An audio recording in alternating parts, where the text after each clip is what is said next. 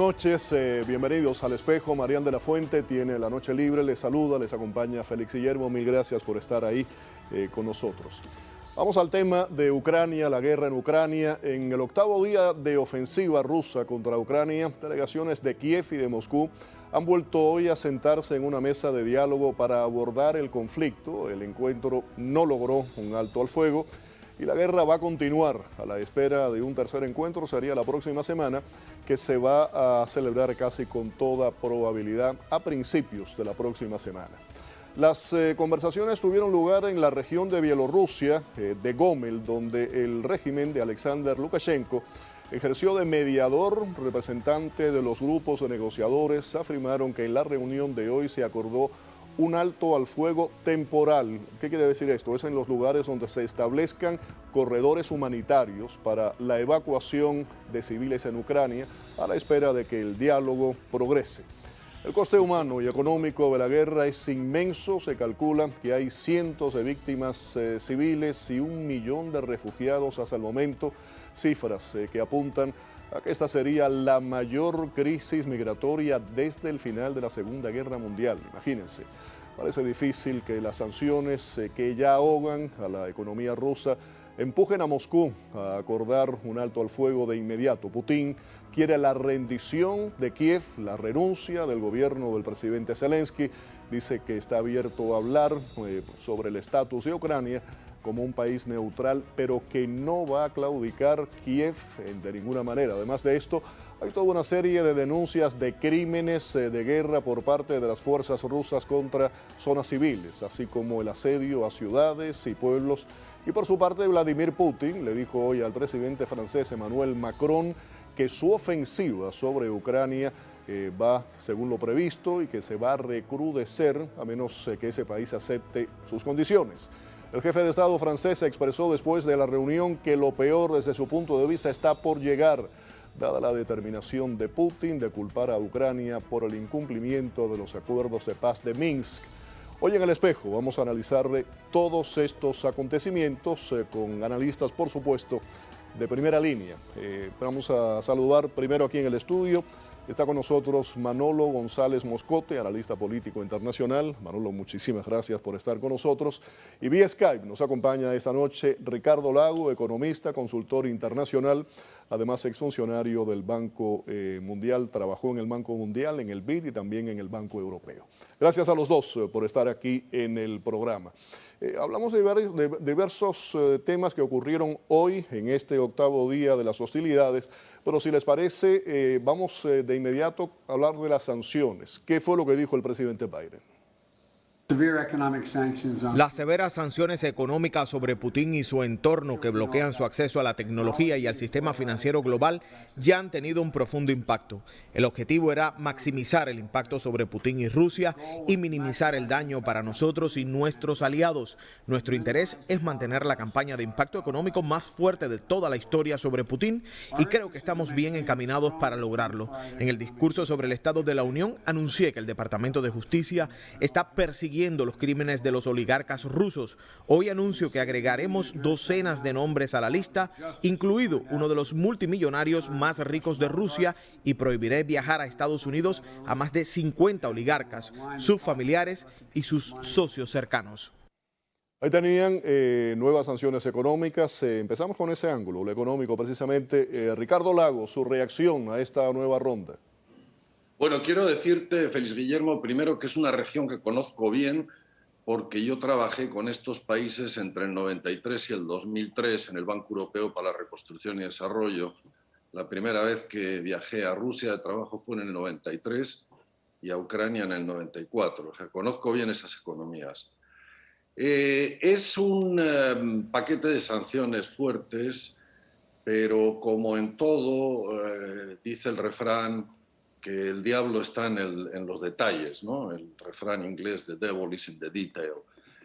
Y hay mucho de impacto publicitario que en realidad no se traduce en hechos. Por ejemplo, una medida muy drástica sería aislar a Rusia de los pagos internacionales, o sea, de recibir dinero y de enviar dinero, o de importar y exportar, es decir, prohibir exportar a Rusia e importar de Rusia.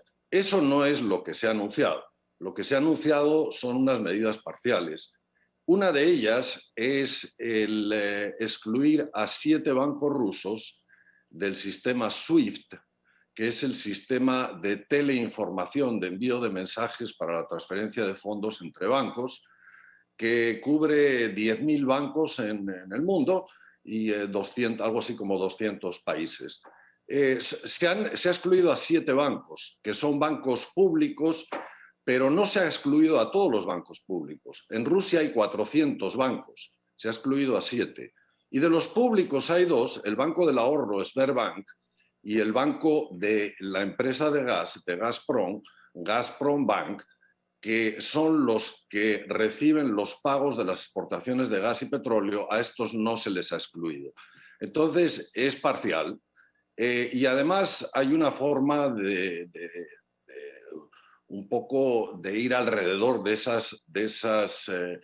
restricción, porque si a un banco le excluyen del sistema SWIFT, puede utilizar uno de los otros bancos, y digo que en Rusia hay 400 instituciones financieras, para hacer pagos y cobros utilizando a un banco que esté en la red SWIFT como corresponsal. Es decir, lo interrumpo un momentito ahí, Ricardo, para escuchar acá en el estudio a Manolo González.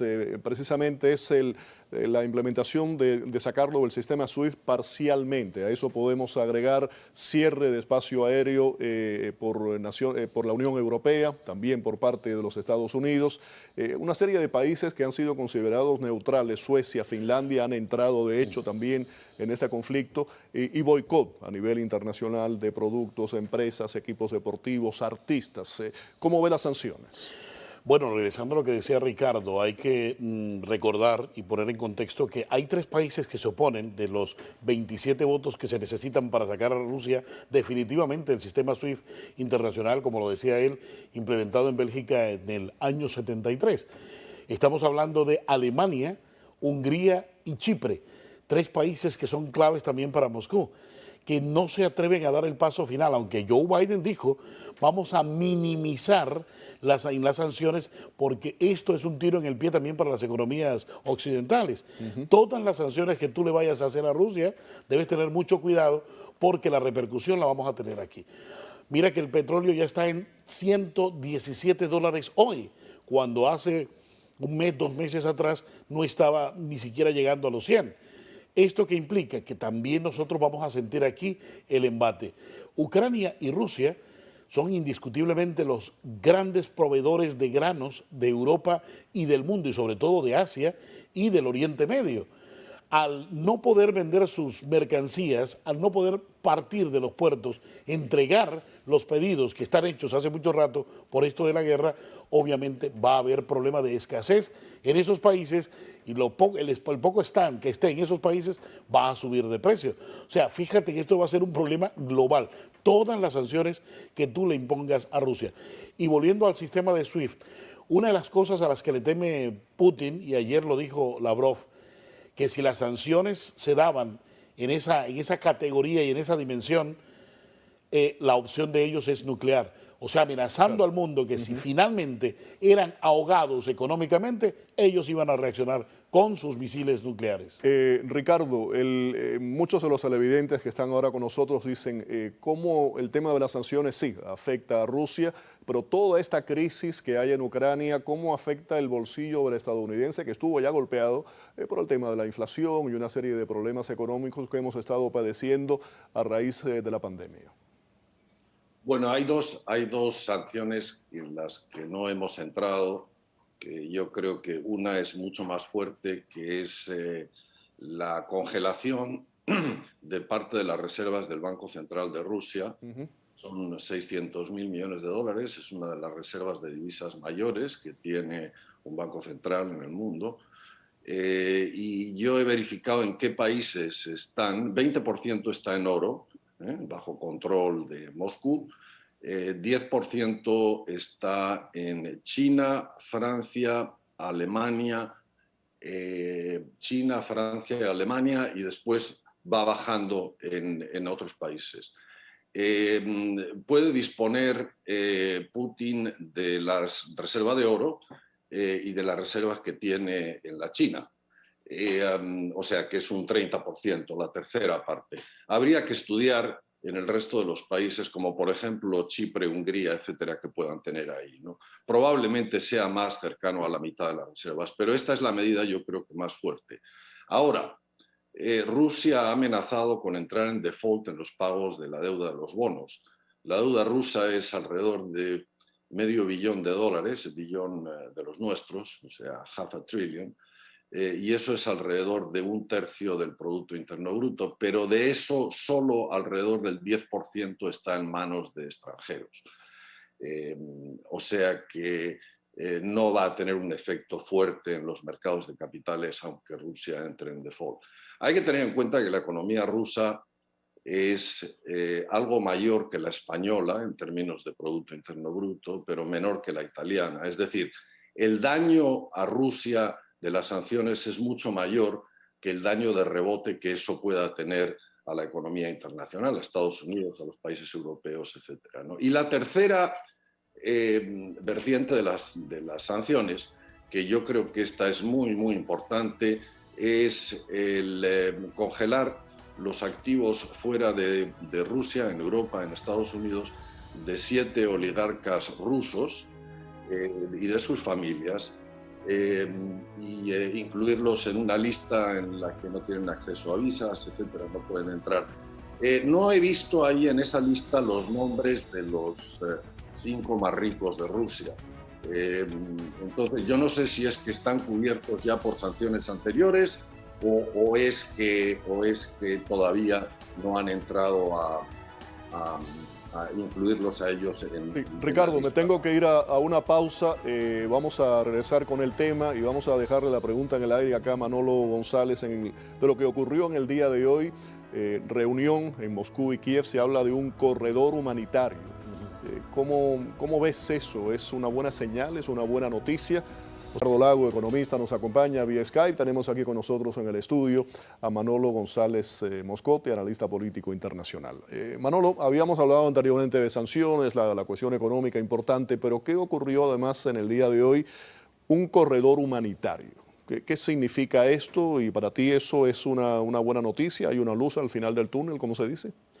Indiscutiblemente, Félix, esto es luz al final del túnel. ¿Por qué? Porque esta segunda reunión que se ha realizado en el día de hoy, primero, cuando ellos logran ponerse de acuerdo para este diálogo, las posiciones de Kiev eran inamovibles y era alto el fuego y retirada de las tropas inmediatas. Ya se fueron apartando cosas y lo que quedó en la mesa es algo bien importante porque al mismo Putin le conviene este corredor humanitario. Se está hablando de un corredor humanitario para las zonas donde está la población civil atrapada. Ese es el corredor, no es corredor humanitario en todo el país ni en todas las posiciones en las que Putin está atacando. Se trata tan solo de las ciudades más asediadas a donde hay mayor población civil. Permitirle abrir ese corredor, hacer un alto el fuego, que es lo importante, y permitir que estas personas salgan de allí. Acuérdate que son más de 1 millón de personas que ya salieron de Ucrania y el problema catastrófico también para los vecinos va a ser muy grande las próximas semanas, ¿no? En Europa, que ya subieron los combustibles, que ya subieron los alimentos. El tema de la exclusión aérea, vamos a ver qué piensan ustedes al respecto, qué importancia tiene en medio de todo este conflicto, pero escuchemos las declaraciones del presidente de Ucrania. Queremos introducir una zona de exclusión aérea porque nuestra gente está siendo asesinada. Nos están bombardeando desde Bielorrusia y desde territorio ruso, desde el aire con la aviación. Si no pueden introducir una zona de exclusión aérea ahora, díganos cuándo lo harán. ¿Cuántas personas más tienen que ser mutiladas o muertas para finalmente autorizar una zona de exclusión aérea? Necesitamos aviones de combate. Tengo entendido que ese tema se está discutiendo ahora en Polonia y Estados Unidos. La prioridad ahora es la seguridad. Alemania debe ser uno de los garantes de la seguridad de Ucrania. Que Dios no lo quiera, pero si Ucrania deja de existir, entonces Putin irá por Letonia, Lituania, Estonia y Moldavia. Luego irá por Georgia y Polonia. Y créanme que terminará construyendo un nuevo muro en Berlín. El mundo tiene que hablar con Putin porque no hay otra forma de detener esta guerra. Ricardo Lago, le pido lo más brevemente posible su reacción a esta zona de exclusión aérea. La OTAN ha dicho que eso sería una declaración de guerra, el hecho de cerrar todo lo que sería el espacio aéreo en Ucrania, que es lo que ha estado pidiendo, lo estaba diciendo ahora el presidente Zelensky. Sí, bueno, yo no creo que la OTAN vaya a entrar a combatir en Ucrania. Tampoco creo que Putin vaya a desistir por menos que ocupar una gran parte del país, y yo creo que esto va para rato. Putin es un tipo muy malvado, pero muy inteligente. Yo creo que esto lo ha planteado mal. Se le ha subido a la cabeza todos los éxitos que ha tenido en control político en Rusia y en política internacional hasta ahora. Y yo creo que tiene un componente de locura y no es alguien que va a desistir. Yo creo que esto va para largo. Y lo que sí que puede ocurrir es que empiece a desgastarse su imagen dentro de Rusia. El rublo ha caído 30%, la bolsa está cerrada, la inflación está subiendo, hay desabastecimiento. Entonces yo creo que su popularidad en Rusia, que era más del 50%, yo creo que se va a ir erosionando. Y ha tenido ya una serie de problemas internos con los oligarcas, mucha gente cercana a él, inclusive el propio Partido Comunista, además de lo que es la oposición. Estaba hablando ahora, Ricardo, y decía que hay una forma de actuar tal vez extraña de Putin. Vimos el encuentro de hoy de Putin con Macron. Macron salió convencido, no hubo diálogo, no hubo una respuesta positiva, de que, según él ha dicho, lo peor está por venir. Fueron las palabras de Macron. Ahora, quería ir a una declaración reciente que hizo el senador cubano-americano Marco Rubio con relación a Putin. ¿Qué fue lo que dijo? Bueno, el senador Marco Rubio tiene acceso a los informes de seguridad nacional, a los que tiene también acceso el presidente de los Estados Unidos, Joe Biden. En esos informes de seguridad, a él se refirió directamente a esos informes. Hablaba de Putin, que solamente tiene esperanza de vida de 2 años. Y él se dirigía a los generales diciéndoles: paren esto porque ustedes van a tener que pasarse el resto de la vida respondiendo en tribunales internacionales. O sea, Putin no, porque nada más tiene 2 años de vida útil, de vida. Entonces, y después aclara que no puede seguir informando, hablando de esto, porque es una cuestión de seguridad nacional los informes que tiene. O sea, hay alguna información concreta en la Casa Blanca sobre el estado de salud mental de Putin.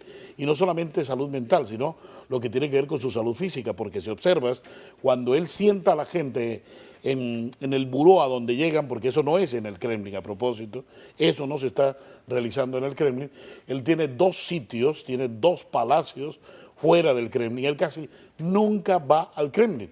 Y te lo digo porque la oficina del buró de CNN durante muchos años, allí sabíamos cuándo Putin iba al Kremlin, casi nunca, siempre trabajaba desde Agariok. Resulta que Putin sienta hoy a la gente a varios metros, a muchos metros, y dice uno: pero ¿cuál es el sentido? ¿El COVID? No, en el Kremlin hay un laboratorio del COVID.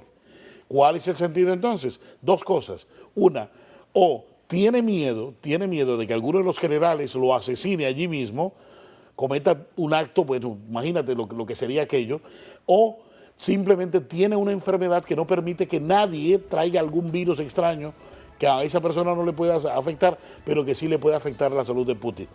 Macron dijo, cuando se encontró con Putin la primera vez: este no es el Putin de 2019, este es un Putin extraño, es un Putin que está incluso pensativo y tiene una posición extraña geopolítica. Otra preocupación más que dejamos ahora ahí en el aire. Vamos a ir rápidamente con Ricardo Lago. Ricardo, no sé si estaba escuchando lo que decía Manolo González anteriormente de una declaración del senador Marco Rubio, en el que se puede interpretar que a raíz de informes de inteligencia, hay informes que puedan decir que puede haber una enfermedad, tal vez terminal, con el presidente Putin, en que esto pudiese ser parte de la reacción que tal vez muchos no estamos entendiendo. Esto, por supuesto, entra en el marco de la especulación, pero quería escuchar su reflexión antes de despedirnos. Sí, bueno, es la primera noticia que tengo. Yo creo que el problema de Putin es de salud mental ahora, más que de salud física. Es la primera vez que escucho que tiene una esperanza de vida corta. El objetivo de Putin de lograr la reunificación de los territorios de la ex Unión Soviética, los 11 países sucesores de la Unión Soviética, es algo que él ha anunciado desde hace tiempo. En Bielorrusia ya prácticamente Putin controla a través de Lukashenko el gobierno. En Kazajstán, que es algo de lo que no hemos hablado, el nuevo presidente de Kazajstán no podía controlar la situación y le pidió a Putin el envío de fuerzas. Kazajstán es uno de los países más ricos y con más población de los sucesores de la Unión Soviética. Y lo de Ucrania yo creo que va para largo, yo creo que va para quedarse, creo que le va a dañar a él su popularidad en Rusia y que puede ser el principio. Le agradezco, Ricardo. Manolo González, ya para finalizar, varios temas que hemos hablado durante el programa. Hablaba ahora Ricardo el regreso a las fronteras del 91, ¿no? Esas ansias imperiales de Putin. ¿Y qué escenarios hay? Bueno, mira, yo vengo insistiendo porque vengo estudiando a Putin desde que entró. Yo estaba mucho antes de que él entrara allí en Moscú. El programa político, el proyecto geopolítico de Putin en la cabeza es otro. Es mucho más allá de la ex Unión Soviética. Él ha creado un discurso patriotero en el cual tiene embarcado a la ultraderecha europea y tiene embarcada a la ultraizquierda europea. Y con este discurso él lo que quiere es sencillamente tener adeptos, tener amigos para crear un bloque anti-Estados Unidos, pero el tiro, como dicen en mi tierra, le salió por la culata.